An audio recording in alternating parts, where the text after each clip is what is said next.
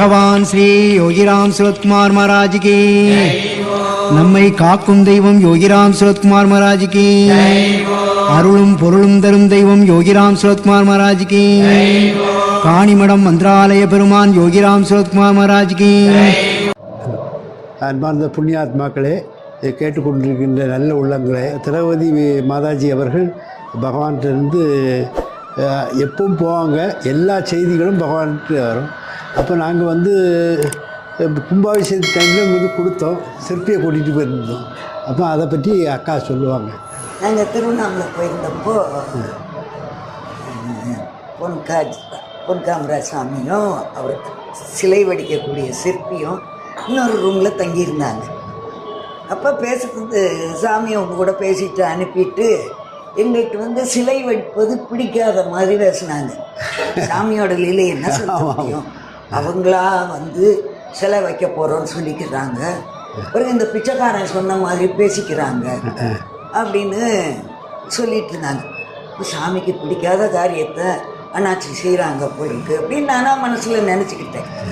கும்பாபிஷேகத்துக்கு அண்ணாச்சி வீடு தேடி எனக்கு பத்திரிக்கை கொடுத்தீங்க, ஆனால் சாமிக்கு பிடிக்காத செய்கிறாரே அப்படின்ட்டு நான் கும்பாபிஷேகத்துக்கு போகலை.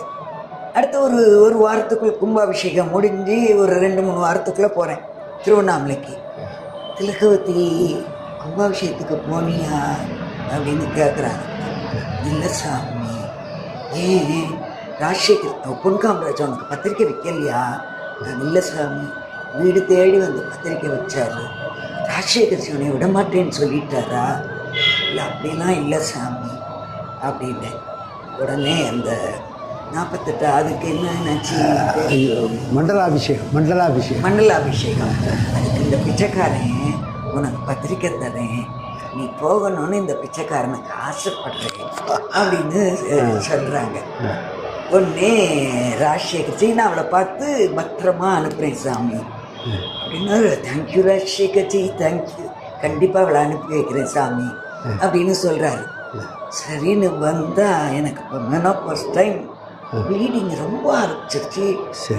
பார்த்தா ஸ்கேனில் யூட்ரஸில் ரொம்ப பெரிய கட்டி இருக்குது, இமீடியட் சர்ஜரின்னு டாக்டர் அம்மா சொல்கிறாங்க. டாக்டர் இந்திரா நார்கோவிக்காரங்க. அப்போது நான் சொல்கிறேன், அம்மா ஒரு 2 நாளில் கும்பாபிஷேகம் வருது, எனக்கு கோவில்காரியை கண்டிப்பாக போகணுமா அப்படின்னு தான் யோசித்து மாத்திரை கொடுக்குறாங்க. ப்ளீடிங் அரெஸ்ட் ஆகும், ஆனால் ரொம்ப பலகீனம் இருக்கும், ஜாக்கிரதையாக இருங்க அப்படின்னு சொல்லி இது பண்ணுறாங்க. இவருக்கு வர முடியல, வேறு என்கேஜ்மெண்ட்ஸ். என் மகன் குமார் சிவகாசியிலேருந்து பின்னால் காரில் படுத்துக்கிட்டேன் நான். ஏன்னா வாய் கொளருதுனாச்சு, காலில் நடக்க முடியல, கால் பின்னுது. அதோட காணிமடத்துக்கு பரப்பிட்டு வரேன். மறுநாள் மண்டலாபிஷேகம். அப்போது நிச்சயமாக அங்கே கும்மி அடிச்சுட்டு இருக்காங்க. நான் அப்படின்னு போனால் தேவலோகம் மாதிரி இருக்குது காணிமடம். நிச்சயமாக என் கையை பிடிச்சி எடுத்து வா கும்மி அடிக்கங்கிறாங்க. 3 மணி நேரம் ஆச்சு. ஓடி அப்படி சுற்றி கும்மி அடித்தேன். ஒரு காலும் பின்னல, வாயும் கொளரல. இடத்தோட மகிமை. அப்படி கும்மி அடித்தேன்னா பிறகு தேவிக்குமா அங்கேருந்து ஃபோன் பண்ணி கேட்குறாங்க, பகவான் யாரெல்லாம் மண்டலாபிஷேகத்துக்கு வந்திருக்கான்னு சந்திராநாச்சி பேசுகிறாங்க. அவர் என் பேரை சொல்கிறாரு, திலகவதிலாம் வந்திருக்காங்கன்னு. சந்தோஷம் எனக்கு. அப்போ சாமி பேச்சை கேட்டுட்டோம், சாமிக்கு தெரியும் அப்படின்னு ரொம்ப சந்தோஷமாக இருந்தது. நேராக 5 நிமிஷம்தான் சாமிக்கு லெட்டர் எழுதி போட்டுட்டு ஆஸ்பத்திரியில் போய் சேர்ந்துட்டேன். அன்றைக்கி நைட்டே ஏதாவது டெஸ்ட் பண்ணி மறுநாள் காலையில் 5 மணிக்கு ஆப்ரேஷன். அது எழுதியிருக்கேன் என்னாச்சு அப்படின்னு சொல்கிறாரு. நான் இப்படி சாமிக்கு பிடிக்காத காரியத்தையெல்லாம் செய்கிறாரு அப்படின்னு நான் நினச்சிக்கிட்டேன்.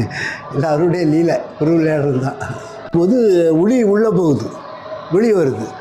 அப்போ அடிக்க முடியல, அழுகிறாரு. ஐயோ, நான் இவ்வளவு அடிச்சுட்டு பண்ண முடியலையே, என்னால் முடியாது. நான் சாமிகிட்ட வாங்கன்னு கூட்டிட்டு போகிறோம். அவரை பார்த்து கையை பிடிச்சாரு, பிடிச்சி நல்லதான்னு இனிமேல் அடிப்போம் போய் அப்படின்னு. அது பிறகு அடித்து முடித்தார். இவ்வளவு லீலையே அவர்களுடைய. நமக்கு புரியல. சிலவங்கள அங்கே போகவே வேண்டாம் நீ அப்படி சொல்லியிருக்காங்க. சிலவங்கள அங்கே போகணும், கட்டாயம் போகணும். அக்கால சொன்ன போல் நீங்கள் எவ்வளவு ஆப்ரேஷன், அதாவது பெரிய உள் பாதை இருக்கும்போது யாரும் பண்ண முடியாது. அதையும் பகவானுடைய கருத்தை கேட்டுக்கிட்டு அங்கே வந்து அட்டன் பண்ணிக்கிட்டு அன்னைக்கு நைட்டே ஆப்ரேஷனில் சாதாரண விஷயமா. இதெல்லாம் பகவானுடைய பரம கருணைக்கா. இவ்வளவு பெரிய கட்டி இருந்துதான் உள்ள டெஸ்ட் பண்ணிட்டு கேன்சரில் உங்கள் மேலே அவ்வளவு பிரீதிக்கா. நான் எல்லாத்தையும் சொல்லுவேன். எப்போ போனாலும் மதுரைக்கு போனியா? போன சாமி. திரௌபதியை பார்த்தியா? அது நிறைய பேரை கேட்பாங்க. பூஜை ரூமுக்கு போனியே, உனக்கு என்ன மாற்றம் ஏற்பட்டுச்சு? எதுக்கு கேட்டாங்க தெரியுது சாமி.